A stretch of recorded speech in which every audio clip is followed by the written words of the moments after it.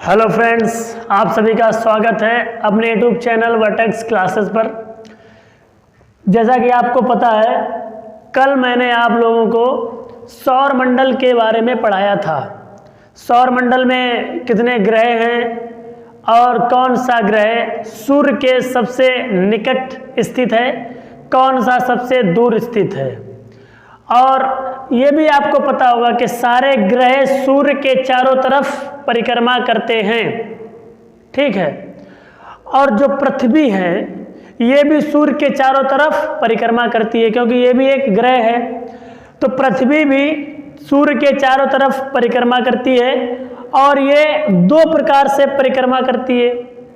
पृथ्वी दो प्रकार से घूमती है, परिक्रमा नहीं, परिक्रमा तो एक ही प्रकार से करती है। सूर्य के चारों तरफ घूमना ही परिक्रमा कहलाता है, लेकिन पृथ्वी सूर्य के चारों तरफ घूमने के अलावा अपनी धुरी पर भी घूमती है।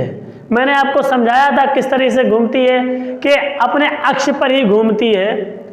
और पृथ्वी के अपने अक्ष पर घूमने के कारण ही रात और दिन होते हैं। देखिए, आप समझ रहे होंगे, पृथ्वी की जो दो प्रकार की गतियां हैं, एक परिभ्रमण और एक परिक्रमण। परिभ्रमण के कारण रात और दिन होते हैं और परिक्रमण के कारण मौसम परिवर्तन होते हैं। समझ रहे हो? तो रात और दिन, क्योंकि पृथ्वी अपनी धुरी पर 24 घंटे में पूरा चक्कर लगा लेती है, तो एक साइड में रात रहती है पृथ्वी की और एक साइड में दिन रहता है, क्योंकि एक साइड में ही सूर्य का प्रकाश पड़ता है 12 घंटे। तो देखिए किस तरह से रात और दिन होते हैं। आप ये चित्र देख रहे हैं, इस चित्र में आपको उत्तरी गोलार्ध और दक्षिणी गोलार्ध दिखाए गए हैं। पृथ्वी का जो ग्लोब होता है, उस ग्लोब में अक्षांश और देशांतर भी अक्षांश और देशांतर रेखाएं पड़ी हुई होती हैं। तो अक्षांश रेखाएं और देशांतर रेखाओं में एक अक्षांश रेखा होती है विषुवत रेखा, ठीक है। तो पृथ्वी को जो दो भागों में बांटती है विषुवत रेखा, विषुवत रेखा पृथ्वी को दो भागों में बांटती है। इसका जो ये वाला भाग है इसे उत्तरी गोलार्ध कहते हैं और ये उत्तरी ध्रुव कहलाता है। ये उत्तरी ध्रुव कहलाता है। ये क्या कहलाता है? उत्तरी ध्रुव। और आधा ये जो भाग है ये दक्षिणी गोलार्ध कहलाता है और ये दक्षिणी ध्रुव कहलाता है। ये दक्षिणी ध्रुव है और ये दक्षिणी गोलार्ध है। अब होता क्या है, देखिए, उत्तरी गोलार्ध 21 मार्च से 23 सितंबर की अवधि के दौरान 12 घंटे या उससे अधिक समय तक सूर्य का प्रकाश प्राप्त करता है। समझिएगा, ये जो उत्तरी गोलार्ध है, इस उत्तरी गोलार्ध पर 21 मार्च से लेकर 23 सितंबर तक, क्या मैंने तारीख बताई है? 21 मार्च से 23 सितंबर तक, इसके बीच में जितने भी महीने होते हैं उन दिनों में ये जो उत्तरी गोलार्ध है ये क्या करता है? सूर्य का प्रकाश 12 घंटे या उससे अधिक प्राप्त करता है। मतलब 12 घंटे इस गोलार्ध में सूर्य का प्रकाश पड़ता है, उससे कम नहीं पड़ता। इसी कारण से इस एरिया में क्या होगा? दिन बड़े होंगे और रातें छोटी होंगी। उत्तरी गोलार्ध में दिन बड़े होंगे। कब बड़े होंगे? 21 मार्च से लेकर और 23 सितंबर के बीच में जितना भी टाइम है, जितने भी महीने, जितने भी दिन हैं, उन दिनों में दिन बड़े होंगे और रातें छोटी होंगी।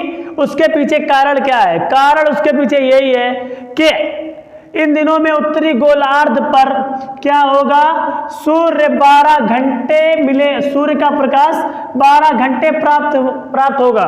समझ रहे हो? 12 घंटे प्राप्त होगा, 12 घंटे से ज्यादा भी प्राप्त होगा। तो 21 मार्च से लेकर 23 सितंबर तक, यानी उत्तरी गोलार्ध में जितने भी देश पड़ते हैं, इस गोलार्ध में जितने भी देश पड़ते हैं, इसी में अपना भारत भी पड़ता है, इधर चाइना भी पड़ता है, रसिया भी पड़ता है, इसके अलावा इधर यूरोप भी पड़ता है। जब समझ रहे हो, यूरोप महाद्वीप भी पड़ जाता है। तो इधर जितने भी देश पड़ेंगे उन देशों पर दिन बड़े होंगे और रातें छोटी होंगी। क्या होगा? दिन बड़े और रातें छोटी। अब देखिए, अब क्या होता है, आगे कह रहा है कि तथा रातें छोटी होती हैं, हम जैसे जैसे उत्तरी ध्रुव की ओर बढ़ते जाते हैं दिन की अवधि भी बढ़ती जाती है। अब समझिएगा, जैसे जैसे हम इधर बढ़ेंगे, इधर ऊपर जाएंगे उत्तरी ध्रुव की तरफ, उत्तरी गोलार्ध में उत्तरी ध्रुव की तरफ जाएंगे, दिन की अवधि बढ़ती चली जाएगी। दिन की अवधि बढ़ने का मतलब ये है कि यहाँ पर विषुवत रेखा पर 12 घंटे का दिन होगा और इससे ऊपर बढ़ेंगे तो 13 घंटे का दिन, इस तरह से बढ़ता चला जाएगा और उत्तरी ध्रुव पर एक दिन 6 महीने का हो जाएगा। कितने महीने का हो जाएगा? 6 महीने का। समझ रहे हो? तो जैसे ही हम लोग उत्तरी ध्रुव पर बढ़ेंगे दिन की अवधि बढ़ती चली जाएगी और इन दिनों में जैसे ही हम दक्षिणी ध्रुव पर बढ़ेंगे तो रात की अवधि बढ़ती चली जाएगी। अब देखिए, यही कारण है कि 21 मार्च से लेकर 23 सितंबर तक यहाँ पर क्या रहेगा? 6 महीने का दिन, तो फिर यहां पर क्या रहेगा? 6 महीने की रात। ठीक है, अब आगे क्या कह रहा है? दिन की अवधि बढ़ती जाती है। इस समय उत्तरी ध्रुव पर दिन की अवधि 6 महीने की होती है, दक्षिणी ध्रुव पर रात होती है 6 महीने की। ये बात आप लोग समझ गए होंगे। तारीख याद रखिएगा, 21 मार्च से 23 सितंबर तक। अब दूसरा पॉइंट कह रहा है कि दक्षिणी गोलार्ध में, अब देखिए 23 सितंबर तक यहाँ पर सूर्य जो है वो 12 घंटे पूरा प्रकाश देता है। ठीक है, लेकिन 23 सितंबर के बाद में क्या होता है? पृथ्वी की स्थिति बदल जाती है। पृथ्वी की स्थिति धीरे धीरे बदलती है और 23 सितंबर से क्या होता है? दक्षिणी गोलार्ध 23 सितंबर से लेकर 21 मार्च तक 12 घंटे से अधिक सूर्य का प्रकाश प्राप्त करता है।